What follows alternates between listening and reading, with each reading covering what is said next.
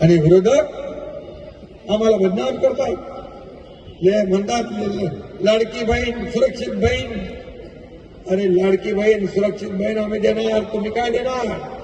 आमच्या लाडक्या बहिणीवर कोणी अन्याय अत्याचार वागण्या नजरेने पाहिजे त्याला फाशीची शिक्षा हे सरकार दिल्याशिवाय राहणार नाही. बदलापूरचं प्रकरण आपल्याला माहित आहे.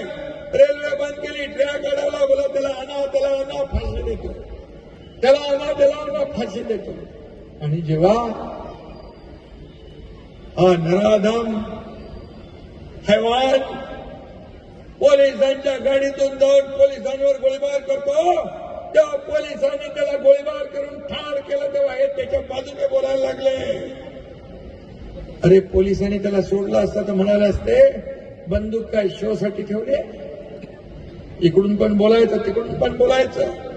पण पोलिसांनी केलं ते बरोबर केलं ना, बरोबर केलं.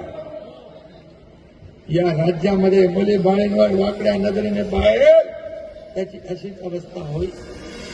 कायदा सुव्यवस्था राखण्याची जबाबदारी आमची आहे. म्हणून लाडकी बहीण सुरक्षित बहीण देण्याचं काम आम्ही करतोय. म्हणून